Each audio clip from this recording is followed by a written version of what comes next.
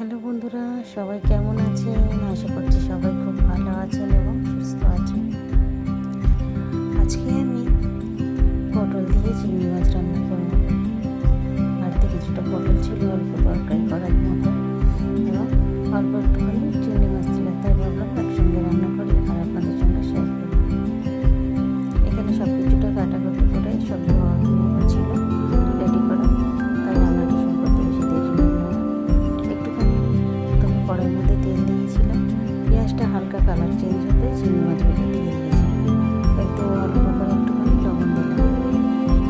লবণটা দিয়ে ওর সঙ্গে যাতে পটলটা আর আলুটা ভাজা ভাজা করতে পারি সেই জন্য আমি একসঙ্গে সব দিয়ে দিলাম এবং দিয়ে ভালোভাবে এটাকে বেশ গোল্ডেন ফ্রাই করার পর্যন্ত একটু ভেজে নেব।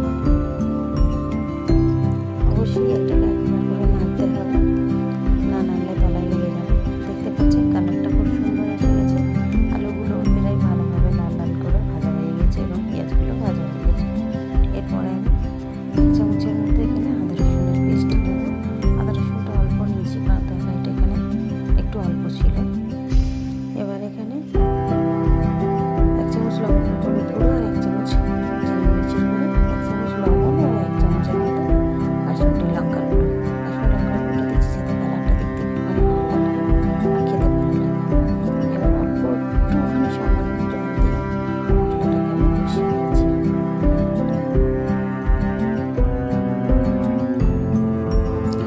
মশলাটা ভালোভাবে কষানো হয়ে গেছে, তাও আমি আরও একবার জল দিয়ে আরও সুন্দর করে কষিয়ে নিচ্ছি যাতে খুব সুন্দর কালারটা আসে। আমার এই রান্নাগুলো ভালো লাগলে অবশ্যই আমার চ্যানেলটিকে সাবস্ক্রাইব করবেন এবং লাইক করতে ভুলবেন না। প্লিজ জানাবেন আমার রান্নাগুলো আপনাদের ভালো লাগছে কিনা। দেখতে পাচ্ছেন মশলাটা খুবই সুন্দর করে কষানো হয়ে গিয়েছে, তেল ওপরের দিকে উঠে এসছে এবং লাল লাল মতো হয়ে গিয়েছে, দেখতে খুব সুন্দর লাগছে এবং গন্ধটাও সুন্দর বেরাচ্ছিল।